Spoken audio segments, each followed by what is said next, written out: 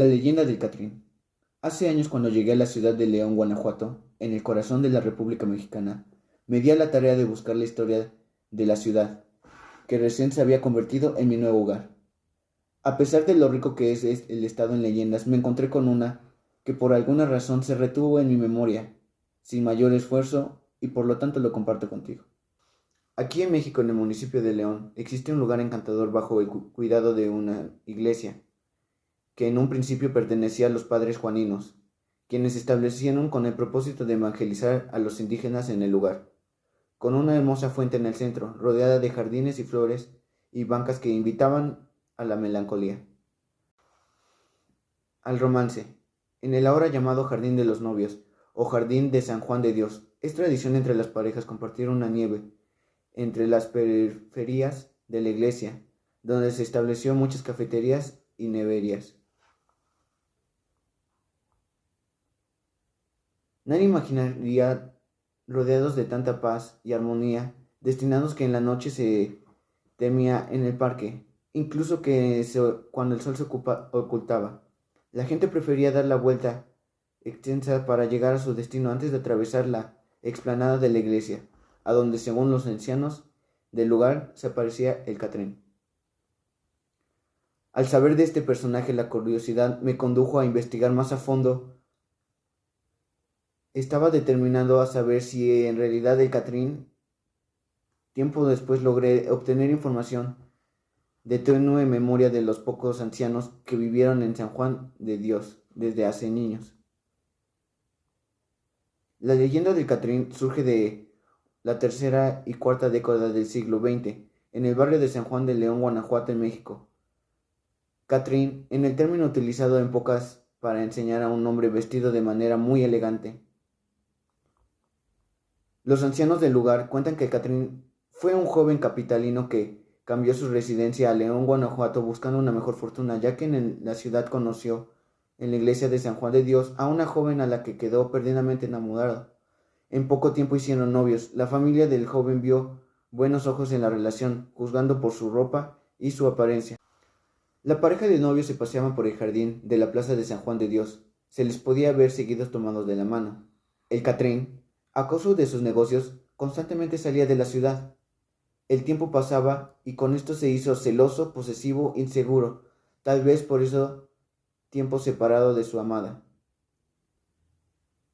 En proporción de celos e inseguridades que el Catrín mostraba, la joven se separaba emocionalmente de los padres, que los jóvenes insistían y presionaban, pero que aquella arreglaba sus diferencias con el Catrín por considerarlo un pretendiente conveniente para su futuro. En poco tiempo las cosas se pasaron de pequeñas discusiones a peleas verbales intensas entre la pareja. Conforme las discusiones aumentaban de tono, los padres de la novia comenzaron a verse inquietos por la actitud cada vez más violenta del Catrín. Cambiaron su parecer con respecto al joven. El amor que alguna vez sentiría en el Catrín se convirtió en una enfermiza obsesión. Comenzó a espiarla. Su obsesión fue tal que llegó a agredir a cuando jóvenes se acercaban o la miraban. Cansada de la situación, la joven quiso terminar con su noviazgo de un golpe, mas el Catrín respondió con violencia desmedida, abofeteándola y amenazándola a la joven de lastimarla, a ella y a su familia. Forzada, la joven continuó la relación. Por miedo, decidió guardar silencio de las amenazas del enfermo enamorado. Sin embargo, los padres de la joven ignoraron las amenazas. Ahora presionaban para que se acabara el noviazgo, ya que sumergido a su hija en una depresión, miedo e inseguridades terribles. Mientras la joven no hablara de separación, el Catrín parecía ser el novio perfecto, atento y dedicado a ella, pero bastaba con ella voltear a sus ojos en dirección a otro hombre para que las cosas tomaran violentas, tanto para el pobre joven desafortunado que se atravesara en su campo visual de la pobre. La actitud del Catrín mejoró por un tiempo. Aún así, la pobre muchacha había acumulado mucho resentimiento a su corazón al verse forzada a continuar, ya sin quererlo. El Catrín, creyendo erróneamente que las cosas habían mejorado en su relación, fue con el padre de la joven a pedirle su mano en matrimonio. Obviamente el padre trataría de persuadir a su hija y negarse. Al enterarse de la propuesta del joven, negó rotundamente. El papá apoyó como era de esperarse a su hija. El Catrín soltó en llanto inmediatamente al verse rechazado y pidió hablar con ella a solas antes de retirarse para siempre. La joven aceptó rotundamente y se encaminaron a la banca del jardín de su casa. En un principio se escuchaba a los jóvenes discutir, pero las discusiones cesaron. La madre de la joven, inquieta, se asomó para ver si todo estaba bien y alcanzó a ver a la joven recargada en el pecho del Catrín. Pensando que la chica había cedido ante la proposición del matrimonio, fue apresurada con su marido para comentarle lo que había pasado. El papá, desconcertado, se encaminó al jardín. Pudo ver a su hija sola recostada en la banca. El papá desconcertado se encaminó hacia el jardín. Pudo ver a su hija recostada en la banca. Con la mirada, recorrió rápidamente todo su alrededor sin lograr ver el Catrín, que se escabullía en la salida. El papá se apresuró al lado de su hija, donde poco antes de llegar, vio un charco de sangre. Le gritó: «¡Hija!», preocupado, pues era obvio sus heridas, mas fue demasiado tarde. La joven se quedó tendida en la banca,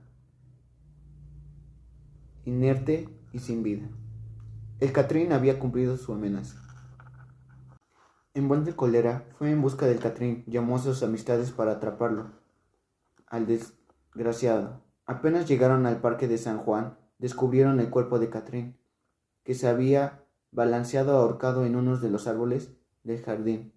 La tristeza de perder a su hermana por su mano lo orilló a quitarse la vida. Después de la tragedia, en las noches comenzaron a desaparecer las jóvenes del lugar. Bastaba que una joven caminara sola por la noche para que nunca más supieran de ella. Se dijo, por sus fechorías, el Catrín es un alma maldita, un alma en pena, vagabunda en busca de su amada, sin saber que ha perdido todo. Va robando la alegría desafortunada que se atraviesa en su camino. Fin.